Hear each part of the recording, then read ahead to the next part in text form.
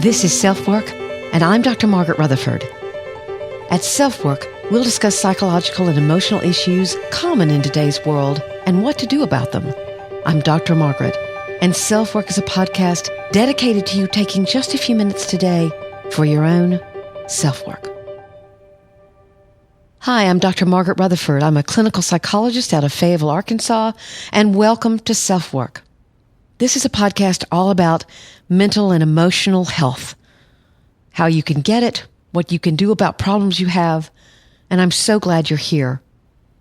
Today we're going to be talking about how much we hide because we fear judgment and rejection. I'm going to share a little story of my own. There are many of you who've written to me that said that you like that about this podcast, that I talk about myself some. So we'll go at it again. You know, it's a fact that we all make judgments all the time. And certainly social media is making a huge impact on how we evaluate others and then feel evaluated.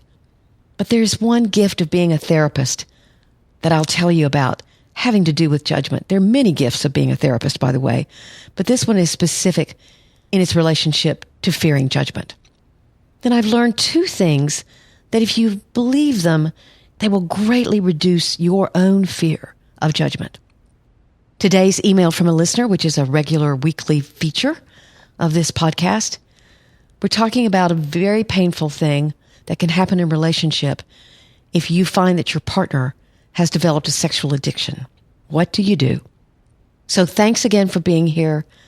We're going to be talking about both fearing judgment and making them ourselves. So glad you're here.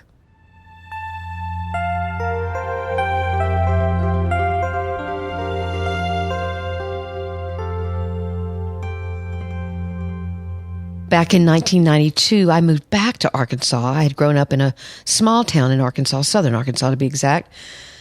We moved back to Arkansas from Texas, where I'd been living for 13 or 14 years. And there were facts about my life that I didn't want others to know, especially since we were moving back to a small town. And I'd grown up in a small town. And I knew about small towns, meaning everybody knows everybody else's business. So my own little inner voice chided, "You'll be judged if people know you've been divorced twice." My plan was to keep that information very close to the vest. I wouldn't lie about it if someone asked, but I wouldn't freely offer those particular details of my background, or so I thought.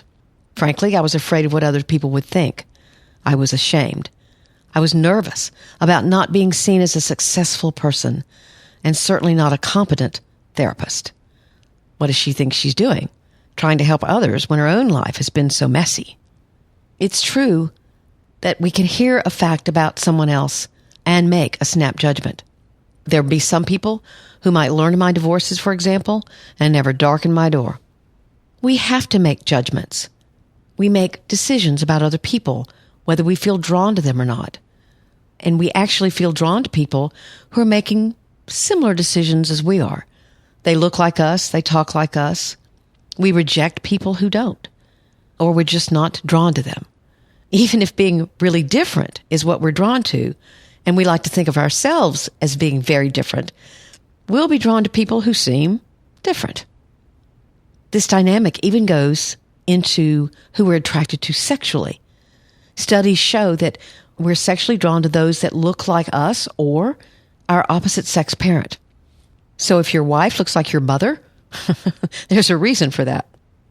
What I think is a fascinating aspect of our current culture is the prevalence now of social media.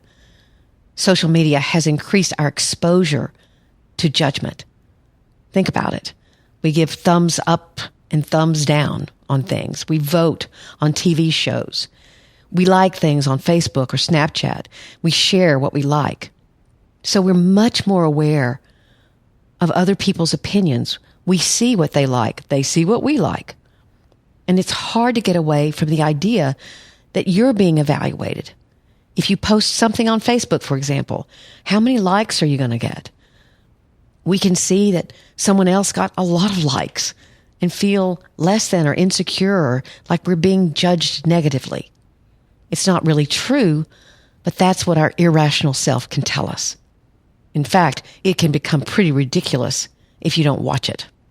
But what if a mental problem or an emotional problem is the thing that you feel you must remain secret? Whether it's depression, problems with alcohol or drugs, struggles with anxiety, or eating issues. We fear that others will judge us. We fear being categorized as bipolar or depressed person, bad or weak, when none of this is an accurate picture of all of who we are. Yet we know that there are black and white thinkers out there, and their verdict could be hurtful and painful to receive. Frequently, you're already dealing with shame, like I was with my divorces, and potential judgment or rejection from others can feel like it's too much to bear. So, what do? We hide. One of the gifts, the many gifts of being a therapist, is the realization that even people who look put together, or who we respect, who we go to for help and guidance, who we interact with every day, have problems. They have emotional pain that they're dealing with. It's simply not obvious to us. Maybe your medical doctor struggles with insecurity or depression from abuse he experienced as a child. Maybe your yoga instructor has fought for control and esteem by eating very little or working out too much. Maybe your accountant is overly perfectionistic and constantly worries over minute details even when home. Maybe your auto mechanic had severe dyslexia as a kid and bears the emotional scars of being bullied when younger. But nobody is going to talk to you about that unless you really get to know them well. So you would never know it. That doctor still listened to you and diagnosed your diabetes before it got out of hand. That yoga instructor helped you connect with your own body and your breath in a way that's been healing. Your accountant has saved you so much on taxes, you can take a vacation. And that mechanic, he's always got a smile for you, an explanation of what went wrong and how he can fix it.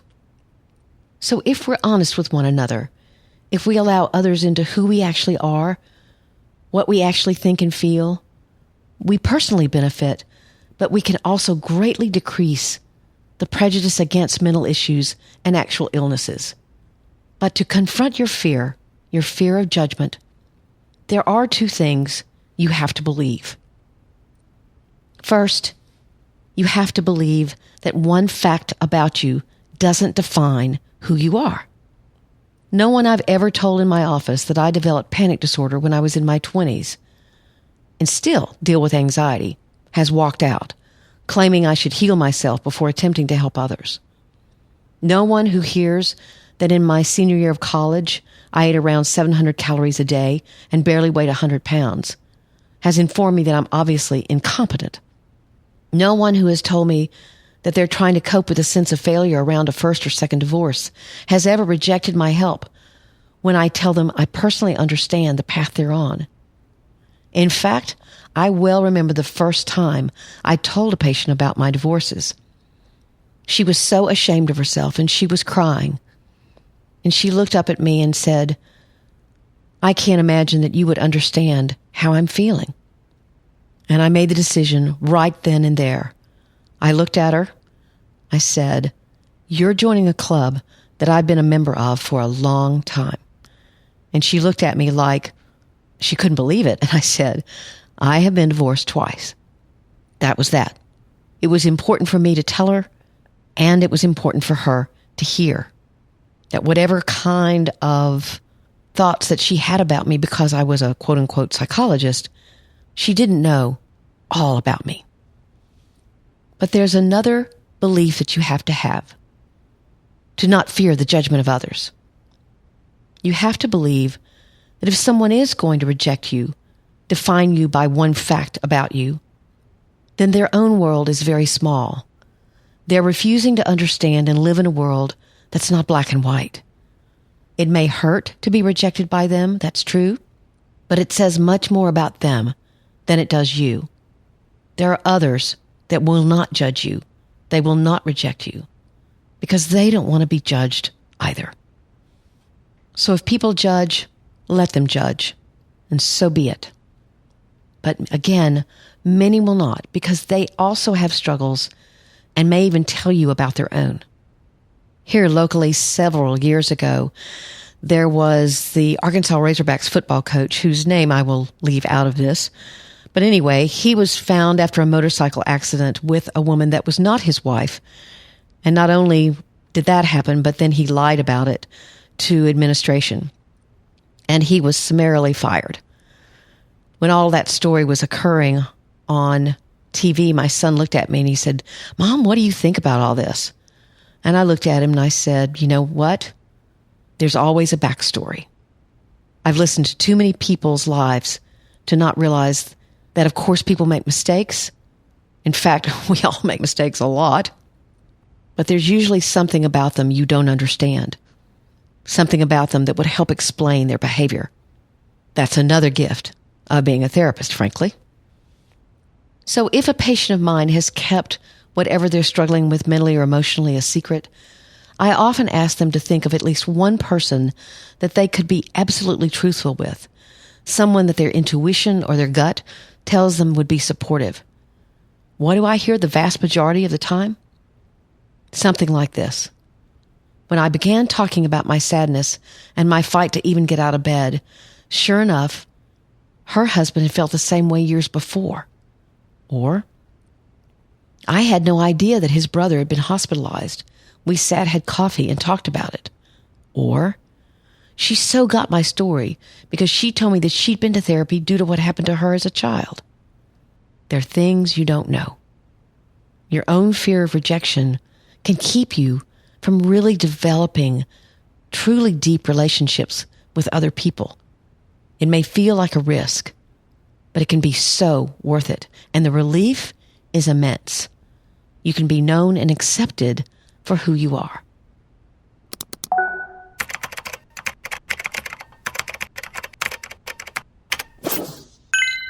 So our email from a listener today has to do with a trauma history for sure, but also the fact that she's found out that her husband has a sexual addiction. So here we go. You said you'd like to get to know your listeners better, so here goes nothing. I'm a 34-year-old woman, and I feel like I grew up in a war zone. My mother was addicted to prescription pills.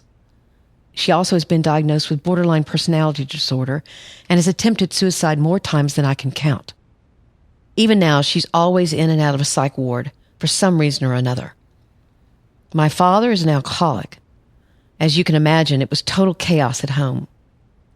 Overall, I felt all alone and neglected as an only child.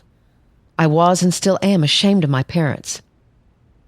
It never once occurred to me to share with anyone what was going on at home. In fact, I kept the secret from everyone and was an honor student until I hit my teens. My parents separated when I was a teenager, and at that point, I spiraled out of control. I experimented heavily with drugs and alcohol and became very promiscuous. That didn't last very long, though, because ultimately, I knew I'd hate myself if I ever turned out to be even a little bit like my parents. I cleaned myself up morally and spiritually, and I felt like I started to get a handle on things. I fell in love with my husband and got married at 19. The first couple of years were bliss. We had no idea why everyone warned us about the first year or marriage. Unfortunately, only a few years later, my problems caught up with me, and I was diagnosed with depression and PTSD. I see a therapist regularly, and they've helped me work through it a lot. I still have a lot of trust issues, though, and almost never open up about what's really going on with me. Just days ago, however, I made the discovery that he's been cheating on me at massage parlors over the past 5 years with multiple women, more times than he can count. I'm completely devastated. Not only that, but he's also admitted to a porn addiction and claims he thinks he's an alcoholic. Before I found out about the cheating, I guess what concerned me most was the wall that he'd built around himself. For a while now, he and I both suspected that he may have perfectly hidden depression. He's always had an obsession with looking perfect to others. I kicked him out immediately when I found out, and I'm currently seriously contemplating divorce. I guess my question is, how do I cope? What factors do I take into consideration to make an impossible decision? How can I ever trust him again? What should I be looking for in him at this time? I will ask these questions of my own therapist, but I just feel like the more help I can ask for, the better.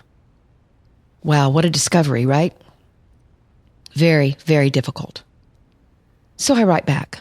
There is so much in what you write, and thank you for sharing your history with me. I'm obviously struck by your own resilience and ability at a very young age to understand your reactions and try not to recreate problems that your parents had.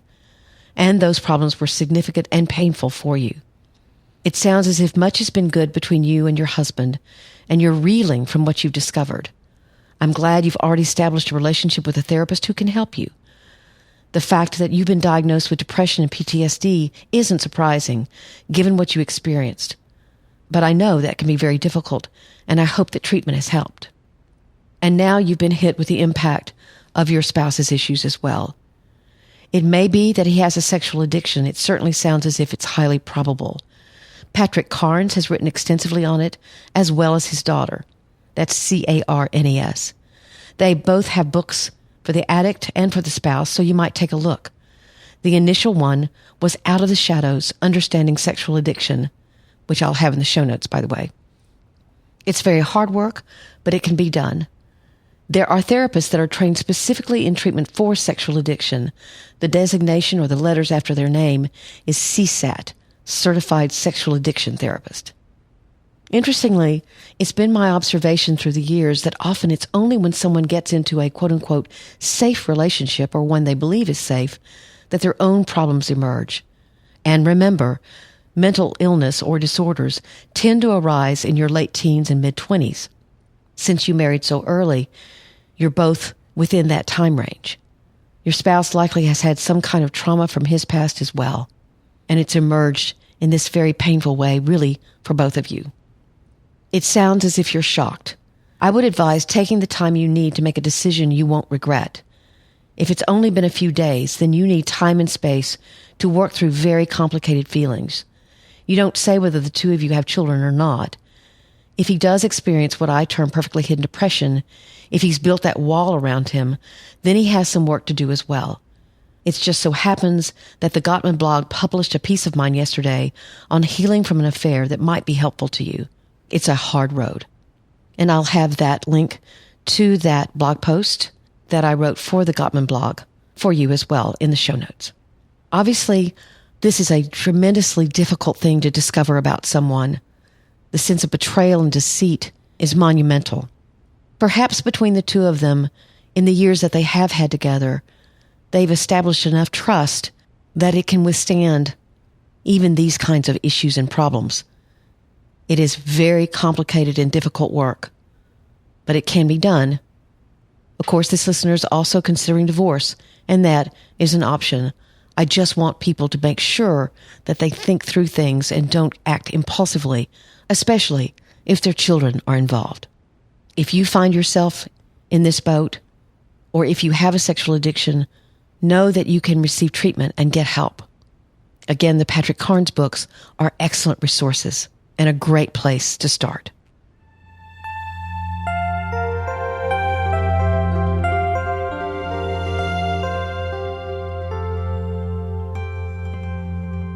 Thank you so much for listening today to SelfWork.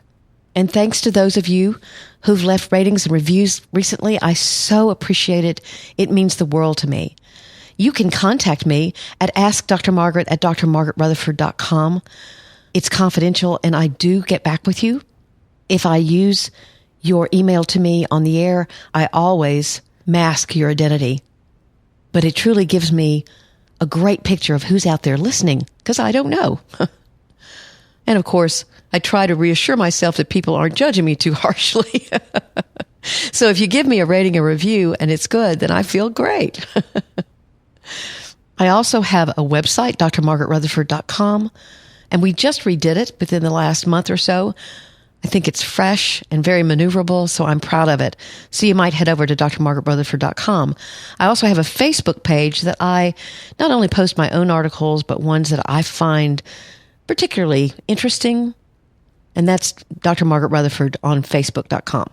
You can subscribe to my website, and you'll get a weekly newsletter with my weekly blog post and podcast. So that's an easy way to catch up with me.